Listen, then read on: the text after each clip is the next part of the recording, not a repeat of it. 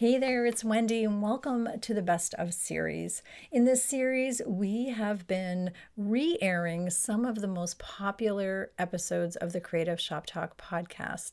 These are episodes and conversations that I think you'll find just as relevant now as they were when we originally aired them. They are the hot topics, if you will, some of our most downloaded ones. This week, I am sharing a little bit about the things that we need to have in place to prepare to grow, expand, franchise, or sell our business. So the truth is, this is kind of a hot topic right now because many people are thinking differently. They're Right now, I'm going to tell you that a majority of my clients are growing and expanding, but I have a few clients as well that are in the process of thinking of what does it look like if I sell my business? And I'm having that conversation a lot. Sometimes it's for retirement, sometimes it's run its course for them personally, or there's a new chapter. And do we just close our business? Or do we find a buyer? And what does that look like? You want your retail business to be in a good, professional, viable, and healthy position at all times. So what do you need to have in place to have a solid business? What would you need to have in place if you ever decided to sell or move or whatever with your business? These are the things that we're going to be talking about in today's episode. And let me just, before you don't listen to us, this is also about growth and expansion and opportunities that you can find yourself in, along with possibly franchising or selling your business. And before you say, I'd never do that, take it from somebody who said, I'll never say never, because this girl franchised her business. And I just, it blows my mind sometimes when I think of the things that I used to say I'd never do. So there you go. Sometimes opportunities do present themselves out of nowhere. Situations arise and you just never know when you need to pivot. Y'all know we need to pivot every now and then. So I'm going to be sharing in this episode, in this re-air, the 4 key areas that I think all shop owners need to have organized and under control. We're going to be discussing your finances, the systems, your reputation, and how to grow that customer list and why that's important. All of these are avenues to being able to sell, franchise, expand your business, whatever it is that the future holds for you. So make sure that these key foundation systems are in place. So it's just important. Trust me on this one. Listen to this one. It's a good one. So grab your coffee and a pencil and whatever, and a notebook. Take some serious notes this time on how to be a true CEO, how to step into that role and prepare for any amazing opportunities that may come your way. Let's get on with the show. Have a great day. Thank you for being here. I am so excited. Let's get on with the show. Running a retail business doesn't have to be so hard. Welcome to the Creative Shop Talk podcast, the go-to podcast for creative shop owners, studio owners, and independent retailers. I'm your host, Wendy Batten, retail business coach and mentor. Each week, I'll share simple, proven business strategies, inspiring stories from fellow retailers, and advice from industry experts. Together, we're going to work to find the success you want from your retail business with more profits in your till and a little more joy in your life.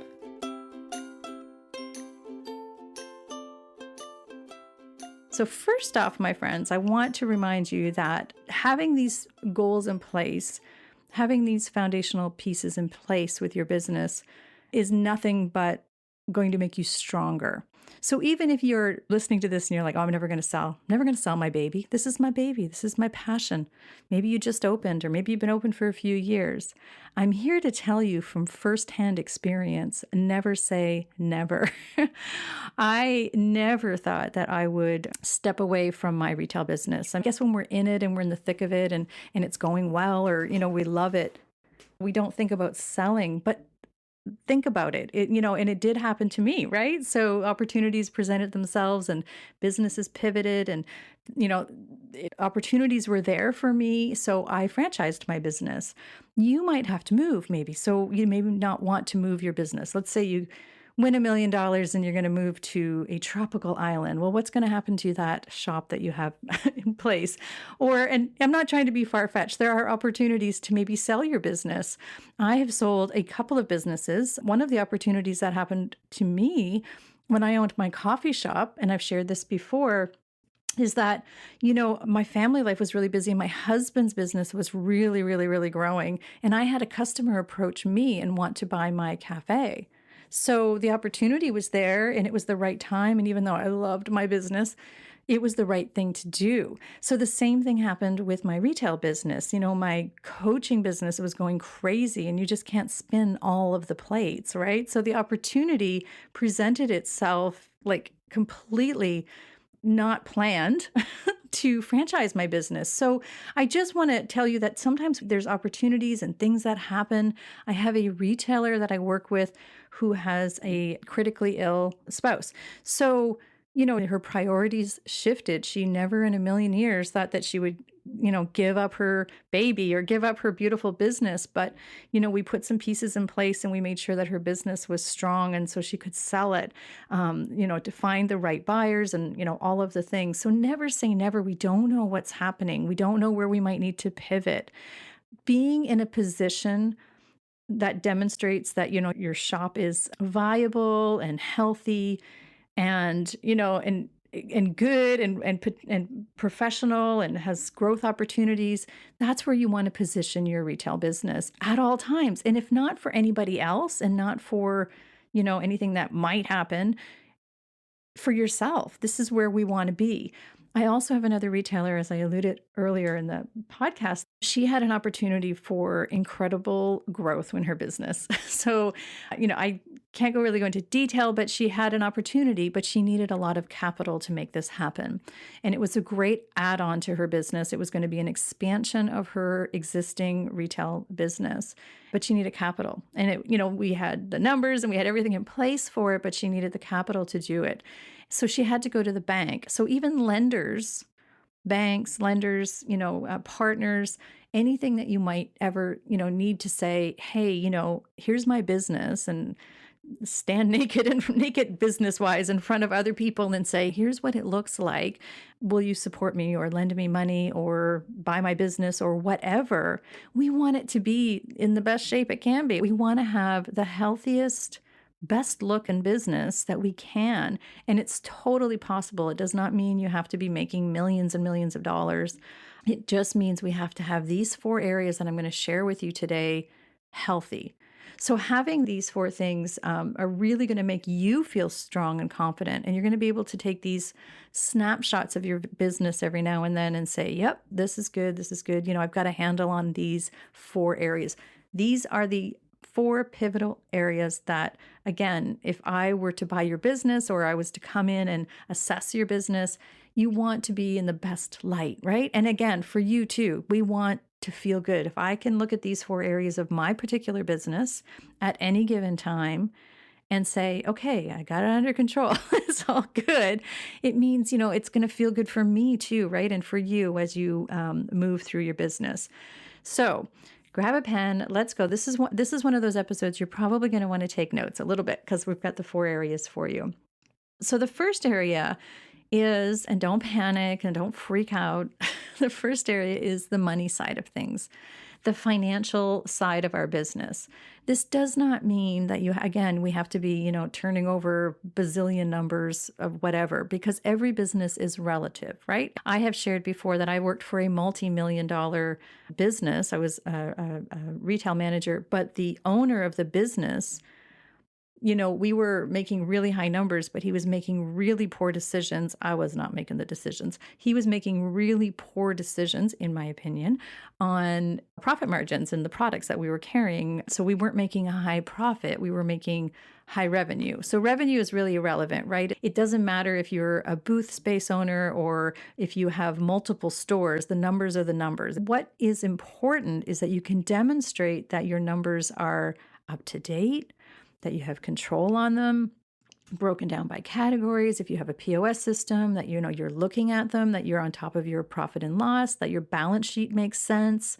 that we can look at the balance sheet and we can look at the receivables and the payables and we can look at the inventory number at any given time.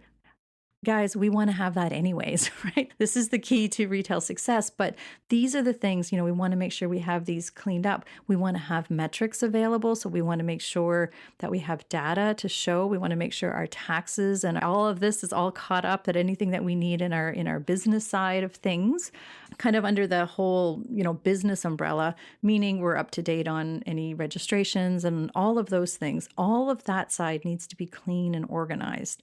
And again, as I shared earlier, whether you were selling your business or whether it's just good business practice, this is key to staying on top of things. So when it comes again to the money side of it, the numbers aren't important. I mean, of course they're important, but you want to be able to be confident and clear when somebody comes in and says, what are your profit margins? You want to have an answer. What's your average sale? You want to have an answer. Like if you can demonstrate that you are on top of these things, the answer doesn't matter, because if I was buying your business or I was going to loan you money, I know that there's potential for growth, or I can make those decisions. But if you don't, you're like, oh, I'm not sure. I don't know. Well, my bookkeeper has the books and I don't know. And like, that's going to demonstrate that you don't really have control of your business. This is just retail 101. We really need to have this part of our business. This is part of wearing our CEO hats, right, my friends? I know I talk a lot about having our CEO hats on. This is the stuff that the CEO, that CEO person I always talk about in the back room that taps you on the shoulders and says, I know you're having this beautiful time in your front of your store, but we also have to make sure that this CEO stuff's happening in the back. So it doesn't have to be that complicated. Get whatever you need done to be on top of this, and know that this is important. If you are ever planning on selling, or if you ever are planning on expanding or growth, or you ever want to do any of these things, you really have to have clean and organized business, numbers and all your logistics in the background, the data. So hopefully that is clean. So we can check that off we're working towards it. And again, these are all baby steps. If you don't have all of these things right now, just make a note and we'll start working towards getting these things done. The second part is systems. If you can demonstrate that you have systems in place in your business is automatically going to be worth more to a buyer, or it's going to be easier to sell, because now you can say, oh, here's our store standards, here's our operations, here's our day-to-day list. We just covered all of this inside of my Retailers Inner Circle. We did a whole masterclass. And the reason for that is we want to have these policies and procedure manuals in place, and we want to have systems and checklists so that things are flowing in our business. And again, we can demonstrate, oh, we have everything under control. And again, I want to remind you, whether it's a booth space or a vendor, or if you have multiple stores, it doesn't matter. The systems still need to be in place. This is how we order. This is how we stock the shelves. This is how we open, or, how we do things every day. These are our, rinse and repeat things. Think about it. If you were buying a business, like if somebody said to you, okay, well, here's our numbers, they're all in order, and here's our systems, here's our policies and procedures, and here's, all of the way we hire is all in here. Here's our hiring policies. Here is our marketing and promotion plan that we put in place. Here's how we future plan, or here's our future plans, our projections. These are all things. Can you imagine? You'd be like, wow, yeah, I'm going to buy that business. They got all their stuff together, right? Again, for yourself, think about it and think about how good that would feel just to know that you have all these things in place. Again, I know that this is, maybe for some of you, you're like, yeah, I got all this in order. But I know some of my retailers are like, oh gosh, so many things Wendy wants me to do. But I promise you, putting these, bit by bit into place, it feels so good. It doesn't have to be complicated. It doesn't have to be deep. Checklists, simple procedures, but just having some kind of control in your business. It's just so freeing for you, as we talk about regularly here. It's also going to demonstrate your professionalism and that you have everything together. You've got a really good business running here, right? The next point, I guess, is some people say it's kind of ambiguous, but it's not really. It's your reputation. And a lot of people don't talk about reputation, but I believe personally that reputation is super important. I mean, to me, I'm going to want to buy a business that everybody loves, that has a really great reputation. It's going to be so much easier for you to sell or, pivot or expand a business that has a wonderful relationship, reputation and relationship. Well, I said relationship. I guess that kind of came out because that's really where, to me, business is growing and growth happens. If you're listening to this, chances are you're probably a heartfelt, passionate entrepreneur. And this is how we build our business, right? We build our business through reputation. We need to also be able to prove that or show that. So we want to be looking at tracking our metrics in our social media, show the growth that's happening in our social media. Again, if you're in my Retailers Inner Circle, we have a monthly document that is given at the beginning of every month, and it's called the dashboard. And it's really a dashboard because I feel like I think of it like the dashboard of where you're headed with your business. And, it's the cockpit, if you will, of the airplane, of where we're flying to. So on that dashboard, on the very first sheet, we track our metrics, like, what is the number of social media followers, what's working, what's not working. We do all of those things right there on the front page of the dashboard. By keeping these notes and by keeping this dashboard, and it's I think it's 7 or 8 pages now, in keeping those, we can go back and we can demonstrate, we can show whether you have that on a Google Doc or whether you have it on this dashboard that we provide inside our Retailers Inner Circle. This is a document, or this is just statistics that are going to just show, oh, wow, you are growing. And this is also, I'm not into vanity metrics. By that, I mean, it doesn't really matter how many followers you have. I mean, it does and it doesn't. We want to show growth. We don't want to be going downhill.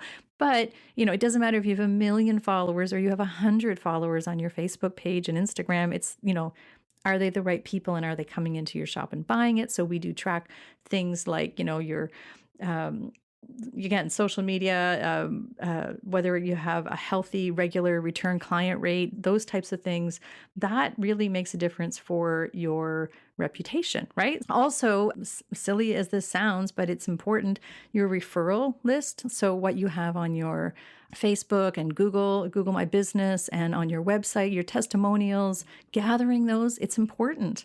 Gathering those and keeping those. And then it's not a vanity thing for you, my friend. It's helpful to your business. It makes other people trust you.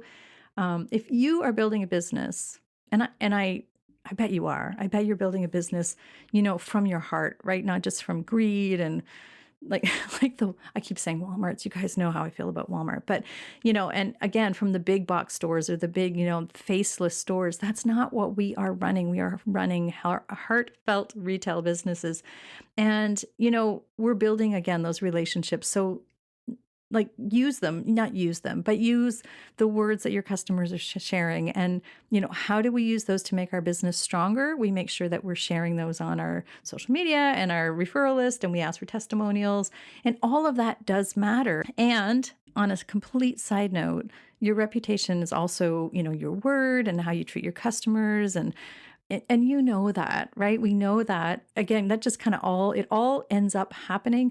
And how do we check ourselves? How do we make sure that, our reputation is still intact?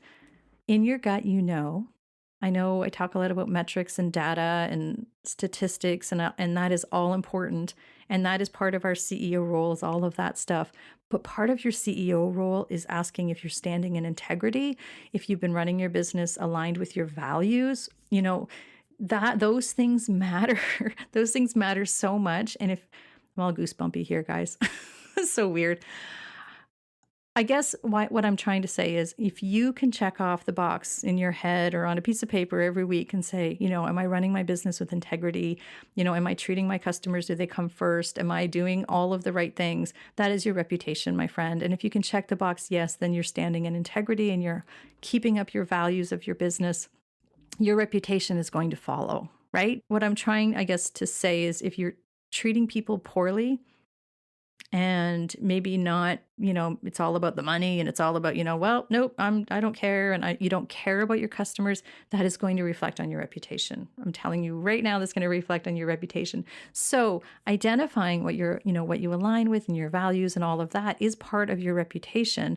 And when and if you ever sell or franchise or grow, you're going to want to make sure that whoever that is, you can confidently say, I stand in, here's our values and here's what we align with and here's our mission, and we can check the box on that. And that flows and follows. So yes, the CEO and the data and all of the systems and the money and all of those things are important, and you'll hear me talk about that till I'm blue in the face, but heart and value matter too, and that's where your reputation comes in.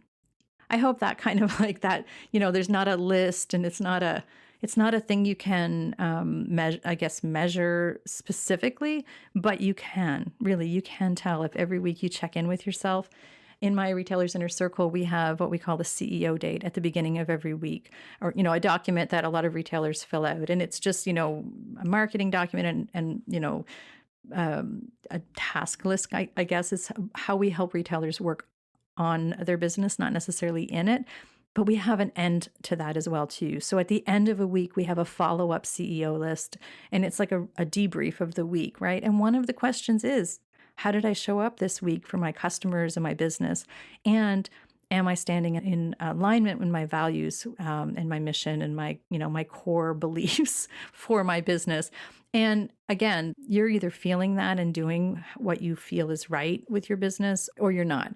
Another way to judge that, this is crazy, my friends. I'm hoping this is coming across properly, but another way to judge that is, are you sleeping peacefully about how you're treating people? You might be lying awake because of other things, because there's so much, on your mind as a retailer. But if one of the things, if you sleep at night because you treat your team, your vendors, you treat everybody well, and you stand in alignment, and you can rest easy on that, your reputation is going to follow. So all of that to say that is number 3 on my list, is reputation, and staying in that place is really important. Another thing, a little side note to reputation, and another way to build your reputation and keep it strong if you are a brick and mortar in your retail business, is being really community minded. And I say that about your customers, as I've just been saying, but also in your community, which is a very overlooked asset for your business. Having a really good reputation in your community of being a good business to work with, to work for. That's something people sometimes overlook as well too. Are you a good boss? Are you a good place to work? Because word gets out, right? So, not word gets out, but I mean, again, that's standing in alignment and being, so your reputation is a lot of things, but, so your community, being involved in your community might be something that you want, or, the reputation you have in your community, like your town or your area, your community, which is important as well as your business reputation. So hopefully that all makes sense. Our last and fourth foundational piece that you really should have in place to make a strong business, again, if you ever want to sell or franchise or grow or expand some opportunities, is your email list. So an email list is important. It seems so trivial. It really does. It's like, what do I need an email list for? I don't like bugging people. I don't want email list. And I talk about this at length. I know, I think my Retailer Inner Circle members sometimes get tired of me talking about, did you send an email out to your list today? Your email list is important because that's really the only thing that you own with your customers on it. So you might have a giant Facebook list, but what does that mean? Again, are they all buyers? What does that really mean? You also don't own that platform. What if Facebook goes away tomorrow? Instagram, same thing, whatever else you're on, TikTok, whatever, YouTube, whatever, it does not matter. I mean, it matters and it's important, and you want to add that into, your reputation, and, you want to be able to show on your, your systems and stuff that your everything's growing, but ultimately, your email list is really the only list where you have direct contact with your customers that you own. And you can get that from your POS system, maybe, or from your e-commerce site if you have one, or just asking customers. It is imperative that you grow your email list. And again, there's many different ways to do this, and it's, never fun to do, but this does demonstrate that you have a client list and that you can prove to, whomever might be looking, whoever you are standing naked, your business naked in front of, that you have this beautiful list of engaged email list followers. So taking time to grow your email list is really important. And it is a really big key to your customer list, because where else can you show a customer list, right? So your email list is super important. It's also like, if you can keep your data, again, on our dashboard that we have for our retailers inner circle, there's an area talking about your email list, but some retailers, take it to the next step, and they check the number of emails they sent out this week, the engagement or the open rate that they had on their email list. This is just data, and it's actually really good data for you to have. And it's important, again, back to, the data and the metrics, because then we can measure and we can improve on things that are working, we'll do more of, right? And things that are not working, we'll do less of. So that's the whole marketing talk. But, but really for your 4 key pieces, having an email list is your customer list. It's valuable. Your email list is valuable. Your location is not necessarily valuable if you're renting and people can move, and so that is important, but your email list is your people, your people. So hopefully those 4 things all help you to see a big picture view maybe of your business. These 4 areas, so again, I'll recap them for you. They'll demonstrate that you are a professional retail business. You have a shop that is, professionally run. Honestly, my friends, whether you feel that, whether you always feel super confident and, totally on top of it all, because a lot of us don't. I don't feel that way all the time. We don't feel that way, but if we have our systems in place and we have our professional hat on, our CEO hat on, it will demonstrate professionalism. It'll show growth. It'll show opportunities. And then if you have to sell, or if you want to sell, sometimes there's a have to and sometimes there's a want to, or if you choose to do something else with your business or your life, or, never say never. It's so good to have these 4 things totally in place that you can confidently stand there and be, here's my business and here's what I have. And look at me, look at my business now, look at this. And here, let me show you how we run this beautiful business. And I'm telling you, my friends, this is going to make you feel good, whether you're ever planning on selling. Because again, never say never, but it's really good. And anything can happen. I mean, again, I just want to share there's good things that can happen. There's opportunities. You might want to move, or, there's all kinds of interesting things that could happen, amazing things that could happen that might mean setting down that beautiful retail business that you've built. You might want to build another, something else. We're creative. We might want to do something else. We might want to pivot. There's all kinds of things. We might have something tragic or hard or sad happen that we have to sell our business. And we don't want to just close the doors on this beautiful thing that you've built. I'm going to say that again. Come back to me. You don't want to just close the doors and shut it down. And I know some of you are saying, but I am my business.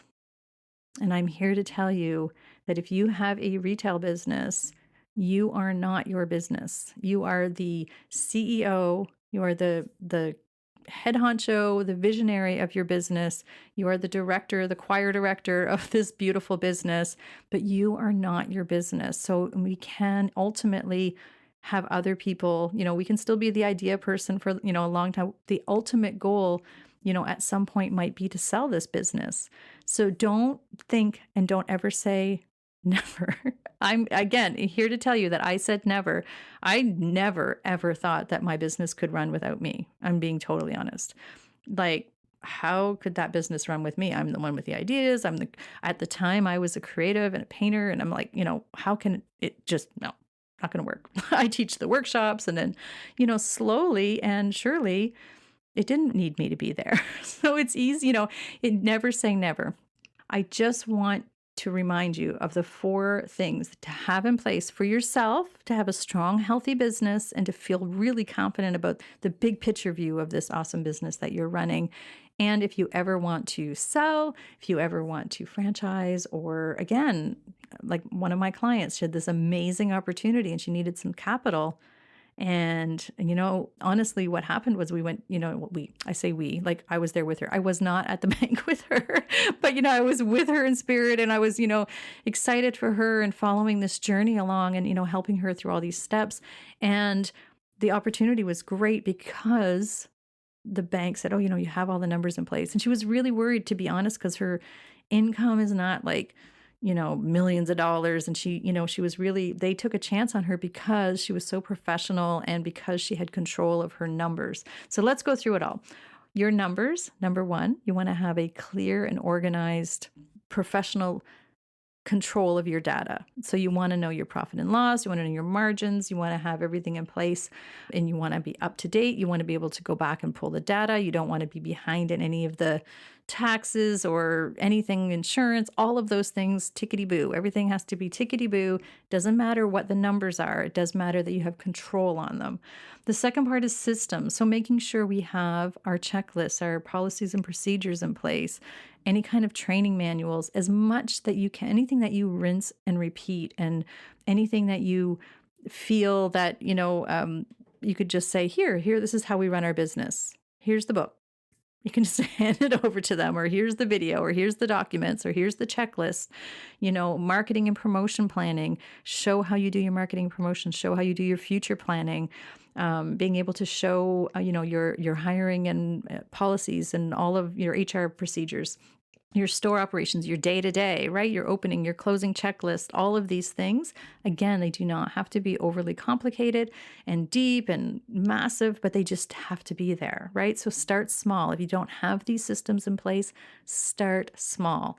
If you're listening and you're in the inner circle, you have all of these templates inside the Retailer's Inner Circle to get you going and all kinds of training. If you are not in the Retailer's Inner Circle and you're thinking, oh, I really need these things, you need to come and check us out, because this, we're just trying to make it easier for you inside, with these systems. And it doesn't have to be complicated. You don't have to be a superwoman or man to do these things.